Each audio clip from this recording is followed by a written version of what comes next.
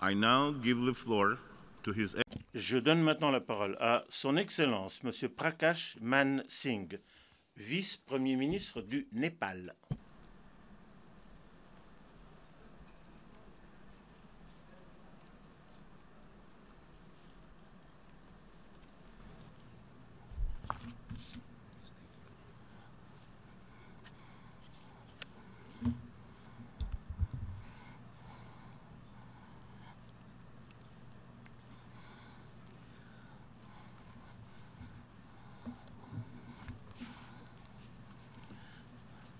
Mr. President, Monsieur le Président, Monsieur le Secrétaire général, Excellences, Mesdames, Messieurs les délégués, je vous transmets les salutations chaleureuses du peuple et du gouvernement népalais. À vous, les délégués, et je formule mes vœux de succès en ce 70e anniversaire de cette organisation. Je félicite son Excellence, M. Mogens Lykketoft, du Danemark, à l'occasion de son élection unanime à la présidence de cette 70e session.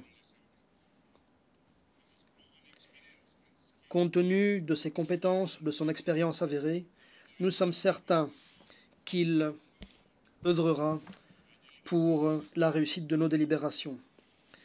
Nous remercions sincèrement le président de la 69e session, son Excellence M. Sam Kutesa de l'Ouganda, lequel a dirigé de façon avisée la dite session, surtout dans la période qui a précédé le sommet de l'ONU ayant débouché sur l'adoption du programme de développement durable à l'horizon 2030 la semaine dernière. Nous rendons aussi hommage à son Excellence M. Ban Ki-moon, le secrétaire général de l'ONU, pour la façon remarquable dont il se met au service de l'organisation en ces moments difficiles. Le thème de la session, axé sur le 70e anniversaire, sur la paix, la sécurité et les droits de l'homme, traduit notre volonté collective de paix, de sécurité et de respect des droits de l'homme. Voilà autant d'enjeux qui restent au centre de nos priorités nationales, des initiatives régionales et du dialogue international. Monsieur le Président, j'ai le plaisir d'annoncer à cette auguste Assemblée qu'après environ 8 années d'exercice démocratique rigoureux, dans un contexte inclusif, transparent et participatif, le Népal a promulgué une constitution démocratique inclusive il y a 10 jours, le 20 septembre. La promulgation de cette constitution a permis d'approuver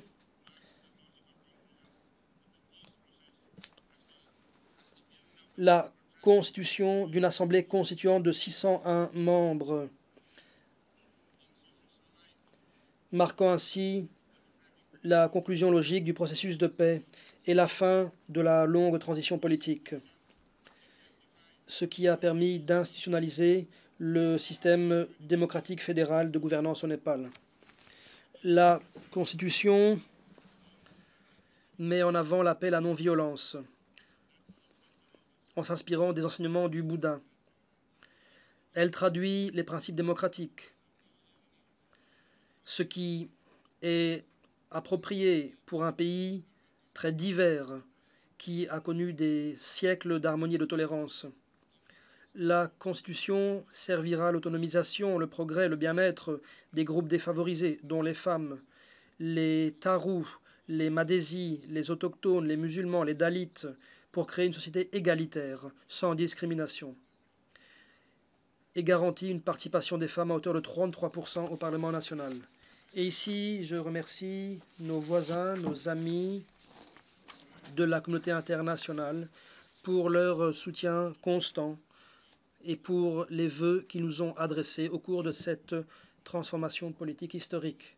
Monsieur le Président, le Népal adhère pleinement aux principes et objectifs de la Charte de l'ONU. Nous sommes convaincus qu'en ce 70e anniversaire, l'ONU reste un pilier du système international, ainsi qu'une institution incarnant l'espoir et la confiance. La détermination des peuples ainsi que les moyens prévus pour réaliser les objectifs fixés se poursuivent et inspirent l'humanité. Les objectifs et principes de l'ONU sont au fondement des relations internationales. Toutefois, les 70 dernières années montrent aussi qu'il y a encore beaucoup à faire sur bien des fronts, malgré les réalisations obtenues. L'ONU reste confrontée à bien des défis dans le maintien de la paix et de la sécurité internationale et également dans le fonctionnement des mécanismes internationaux visant à encourager le progrès économique et social de toutes les populations. C'est pourquoi nous avons le sentiment que l'ONU doit être plus solide, mieux à même d'obtenir des résultats dans le cadre du respect des principes de souveraineté, intégrité territoriale, indépendance politique et non-ingérence, ainsi que la préservation des valeurs universelles de paix, de justice, d'égalité, de liberté et de dignité humaine. Les réformes de l'ONU sont nécessaires pour revitaliser son action afin qu'elle puisse mieux relever les défis de plus en plus complexes qui existent. Ces réformes devraient être axées sur la promotion des relations de bon voisinage. Elles doivent contribuer à un meilleur maintien de la paix et de la sécurité internationale. Elles doivent viser à faire mieux respecter les principes de la Charte. Ces réformes doivent aller dans le sens du progrès économique et social de tous les peuples. Elles doivent accroître la dignité des peuples dans un ordre international juste. Voilà les réformes que nous prônons. Voilà les réformes auxquelles nous aspirons. Ces réformes devraient encourager à contribuer davantage à la cause de la paix et du progrès. Ces réformes doivent donner confiance et espoir à ceux qui sont marginalisés et vivent dans des circonstances difficiles. Le Népal a systématiquement contribué au maintien de la paix, et ce pendant 6 décennies. Plus de 120 000 agents du maintien de la paix ont servi jusqu'ici avec professionnalisme dans plus de 40 missions et 70 ont payé le prix ultime. En tant que grand pays fournisseur de contingents, le Népal demeure ferme dans son engagement à préserver la paix et la sécurité internationale. Il faut réduire autant que possible le nombre de vies perdues, le nombre de blessures encourues sur la ligne dans le contexte de ces opérations. Il faut garantir la sécurité des agents du maintien de la paix pour qu'ils puissent agir avec confiance et efficacité. Il faut également attribuer des fonctions de direction aux pays membres en fonction de la contribution qu'ils apportent afin d'exploiter au mieux leur expérience. Vu la contribution remarquable et l'expérience du Népal au siège et sur le terrain, le Népal peut et veut contribuer à l'architecture du maintien de la paix de l'ONU, y compris au niveau de direction, à des postes de direction. Le Népal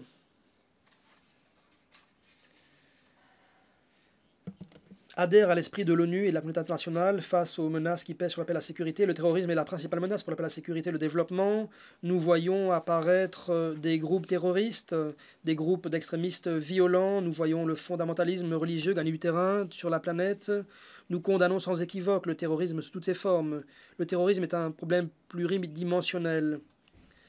C'est pourquoi il faut lutter avec plus d'unité, de solidarité, plus de collaboration et s'attaquer aux causes profondes du phénomène, et ce, sous l'auspice de l'ONU, et nous sommes favorables à la conclusion rapide d'une convention globale contre le terrorisme international.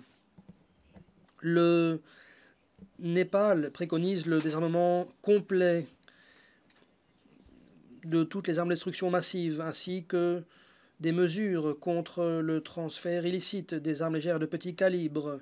Le Népal aspire à un monde débarrassé des armes et déplore que tant de ressources soient consacrées à des armes plutôt qu'au développement. La normalisation des relations entre les États-Unis et Cuba, ainsi que l'accord nucléaire avec l'Iran, sont des événements qui ont des implications positives pour la paix et la sécurité. Le Népal prône une paix globale et durable et juste au Moyen-Orient, ainsi que la fin des conflits dans la région.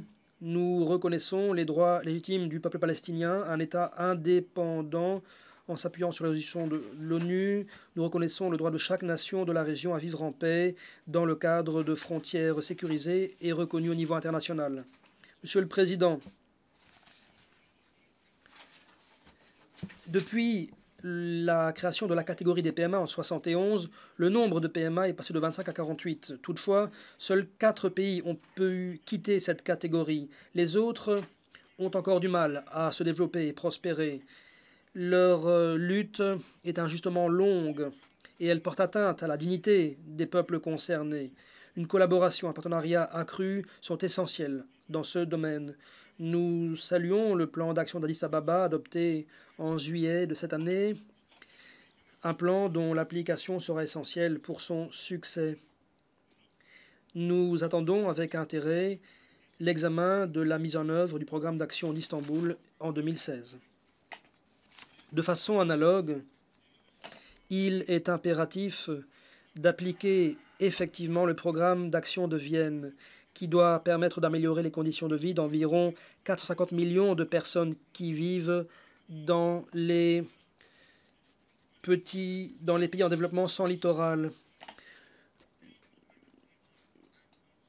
Il faut faire en sorte que les pays en développement sans littoral puissent accéder à la mer sans entrave. Il faut garantir la circulation des personnes et des marchandises.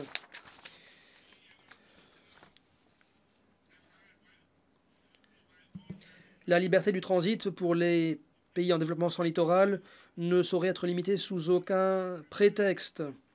La liberté de transit doit être garantie de façon pleine et inconditionnelle par tous les pays de transit. Le Népal est un pays qui connaît des écosystèmes montagneux fragiles. Nous avons de hauts sommets et nous sommes donc conscients des difficultés des pays montagneux. Une collaboration internationale accrue est essentielle pour préserver les écosystèmes montagneux. Les changements climatiques sont l'une des grandes menaces pesant sur le développement. Pour un PMA comme le nôtre, ce phénomène accroît le coût du développement et nous en subissons les incidences de façon disproportionnée. Les engagements pris doivent se concrétiser sur la base du principe de la responsabilité commune mais différenciée, de l'équité. Un instrument international doit être conclu à Paris cette année. Les droits de l'homme, l'égalité, la dignité humaine font partie intégrante des objectifs de l'ONU. Nous souscrivons à une approche intégrée de la démocratie, du développement et des droits de l'homme. Nous estimons que la démocratie est indispensable au développement et à l'exercice des droits politiques, culturels et sociaux, ainsi que du droit au développement. Les principes d'universalité, d'objectivité et de non-sélectivité doivent être strictement observés. Notre nouvelle constitution garantit l'exercice des droits fondamentaux des citoyens. Cette constitution élargit de façon ambitieuse les droits des femmes, des enfants, des personnes âgées, des handicapés et des communautés marginalisées. La question des réfugiés est indissociable de la paix, de la sécurité et des droits de l'homme. Il faut donc lui accorder la priorité et le sérieux qu'elle mérite. Les migrations sont une grande tendance. Les travailleurs migrants, aujourd'hui, sont un aspect important de la mobilité humaine. Vu la vulnérabilité de ces migrants, il faut donner la priorité à la protection de leurs droits et de leur dignité. Monsieur le Président, nous, au Népal, nous avons été extrêmement touchés par la solidarité et la coopération de la communauté internationale. Après les tremblements de terre dévastateurs qui ont secoué le Népal en avril et en mai de cette année. Et ici, nous remercions sincèrement nos voisins, l'Inde et la Chine, les autres membres de la SAARC, ainsi que tous nos amis qui si rapidement nous ont fourni une aide humanitaire et ont dit leur solidarité en ces moments difficiles. Nous avons, grâce à cela, eu le sentiment de ne pas être seuls. Cette manifestation de soutien, de solidarité est pour nous un exploit. Cela donne aussi une idée du potentiel que possède l'esprit des Nations Unies.